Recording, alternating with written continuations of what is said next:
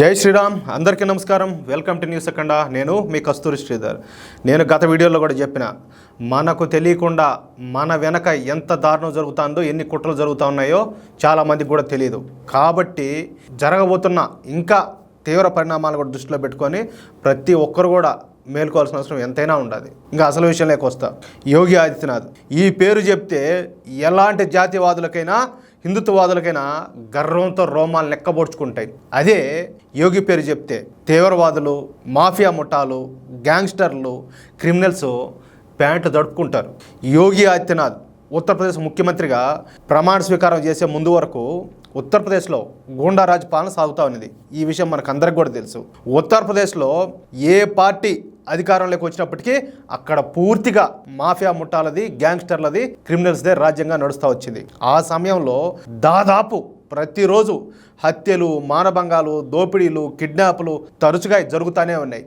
కొత్త వాళ్ళు ఎవరైనా ఉత్తరప్రదేశ్ వెళ్ళాలంటేనే భయపడిపోతూ ఉన్నారు. అయితే ఎప్పుడైతే మన యోగి ఆదిత్యనాథ్ ఉత్తరప్రదేశ్ ముఖ్యమంత్రిగా ప్రమాణ స్వీకారం చేశారో ఆ రోజు నుండే యోగి ఆదిత్యనాథ్ తన మార్క్ పరిపాలన అయితే ప్రారంభించినారు. ఇక గ్యాంగ్స్టర్లు, మాఫియా ముఠాలు, క్రిమినల్స్పై ఉక్కుపాదం మోపినారు. ఈ క్రమంలో ఉత్తరప్రదేశ్లో దాదాపుగా రికార్డు 10,000కు పైగా ఎన్కౌంటర్లు జరిగినాయి. అనేక మంది గ్యాంగ్స్టర్లు ఈ ఎన్కౌంటర్లో మరణించినారు. ఈ దెబ్బతో నేరాలు చేయాలంటేనే గ్యాంగ్స్టర్లు, క్రిమినల్స్ భయపడే స్థాయికి వచ్చారు, సినిమాల్లో చూపించినట్లు. దీంతో ఉత్తరప్రదేశ్లో శాంతి భద్రతలు అదుపులోకి వచ్చినాయి. ఇక అభివృద్ధి గురించి చెప్పనవసరమే లే. దాదాపు ప్రతి వారం రోజులకు ఒక అభివృద్ధి కార్యక్రమాన్ని ఉత్తరప్రదేశ్ ముఖ్యమంత్రి ప్రారంభిస్తూ అభివృద్ధిలో యూపీని అయితే పరుగులు పెట్టించినారు. ఈ క్రమంలో ఉత్తరప్రదేశ్ ప్రజల తలసరి ఆదాయం 2 రెట్లు పెరిగింది. ఇంతకు ముందుటి ఈ సూడో సెక్యులర్ ప్రభుత్వాల మాదిరి కాకుండా అన్ని పథకాలను అందరికీ సమానంగా అందజేస్తూ, అంటే కులాలకు, మతాలకు ఈ భేదాభిప్రాయం లేకుండా అందరికి కూడా సమానంగా అందజేస్తా యోగి తన పాలనను జనరంజకంగా కొనసాగిస్తూ ఉన్నారు. అయినప్పటికీ కూడా ఈసారి కేవలం మన జరిగిన పార్లమెంట్ ఎలక్షన్స్లో 33 స్థానాలకే పరిమితం అయిపోయింది. ఇందుకు అనేక కారణాలు ఉన్నాయి. వాటిలో కీలకమైనది ఏంటంటే ఫేక్ న్యూస్, అంటే అబద్ధపు ప్రచారం. మనకందరికీ బాగా తెలుసు. గతంలో కూడా నేను చాలాసార్లు చెప్పా. చాలామంది ఏంటంటే మధ్యతరగతి వాళ్ళు, పేదలు, ఇలాంటి వాళ్ళు చాలామంది కూడా ఇంకోటి ఏంటంటే హిందూ సమాజంలో ఉచితాలకు ఎక్కువ అలవాటు పడతారు. ఉచితాలంటే ఎక్కువ ఆశ, అత్యాశ. వీళ్ళు ఏం ఆలోచించరు, మనకేం వస్తుంది, మనకేమి ఇస్తారు, ఇదే ఆలోచన. ఈ రాహుల్ గాంధీ ఒక అబద్ధ ప్రచారం చేసినాడు. సంవత్సరానికి ₹1,00,000 అంటే నెలకు 8,500 రూపాయలు చొప్పున ఇస్తామని చెప్పి ఇంత అట్లన్నీ కొట్టించి దాన్ని అది పనిగా పెట్టి మొత్తం అంతా ప్రదర్శించినాడు. అంటే నెలకు 8,500 రూపాయలు వస్తాయంటే ఏం మామూలు విషయమా? అంటే దాంతోపాటు వృద్ధాప్య పింఛన్లు, వితంతు పింఛన్లు ఎన్ని ఉండనే ఉంటాయి, వికలాంగ పింఛన్లు ఇవన్నీ కూడా. అట్లాగా చాలామంది ఆశపడ్డారు.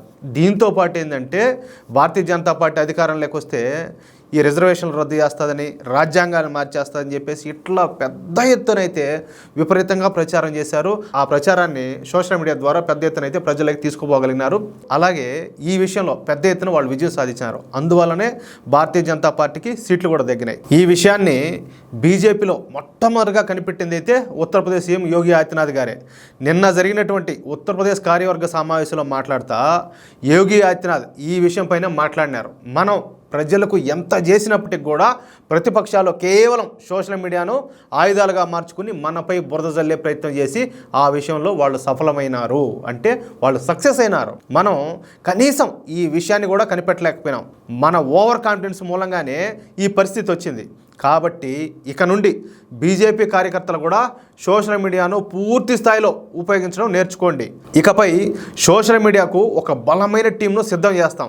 ఇక ప్రతిపక్షాలు చేసే తప్పుడు ఆరోపణలను, ఫేక్ న్యూస్కు గట్టిగా బదిలిచ్చేలా సోషల్ మీడియా టీంలను తయారు చేస్తాం.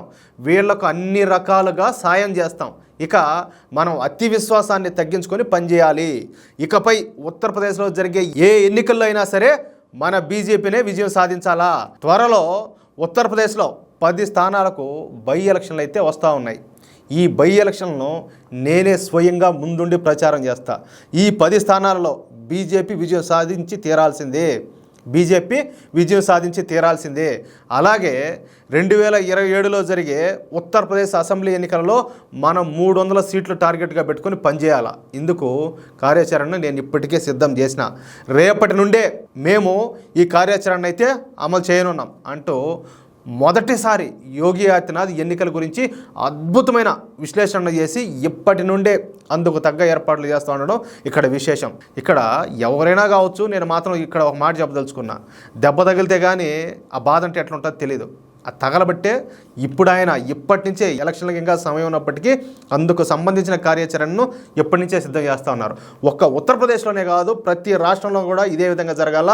ఎలక్షన్స్ ఇంకా రేపే ఉన్నాయనే విధంగా కష్టపడి పనిచేయాలి. అలా చేస్తే కానీ భారతదేశం ప్రశాంతంగా ఉండదు. ఒకవేళ చెయ్యి దాటి ఆ వతల వాళ్ళ చేతలేక పోయిందంటే మళ్ళీ భారతదేశం మాత్రం, అలాగే భారతదేశ ప్రజలు కూడా ఎన్నో కష్టాలను నష్టాలను చూడాల్సి వస్తుంది. దీంట్లో అయితే సందేహమే లేదు. ఈ వీడియోపై మీ యొక్క అమూల్యమైన అభిప్రాయాలను ఖచ్చితంగా కామెంట్ రూపంలో తెలియజేయాలని చెప్పి ప్రతి ఒక్కరిని కోరుకుంటా ఉన్నా. అలాగే ఈ వీడియో నచ్చితే దయచేసి ప్రతి ఒక్కరు కూడా లైక్ చేసి వీలైనంత వరకు మీకు ఎంతమందికి వీలైతే అంతమందికి షేర్ చేసే ప్రయత్నం చేయండి. అతను ఒక కామెంట్ పెట్టాడు, నేను ప్రతి వీడియోలో నేను అడుగుతానే ఉంటా, వీలైతే ప్రతి ఒక్కరు కూడా ఈ వీడియో చూస్తున్న వాళ్ళు ఎవరైనా కూడా మన ఛానల్ సబ్స్క్రైబ్ చేసుకోండి అని. అందుకు ఒక వ్యక్తి ఒక కామెంట్ పెట్టాడు, నీ ముఖానికి మళ్ళీ సబ్స్క్రైబ్ కూడా చేసుకోవాలని.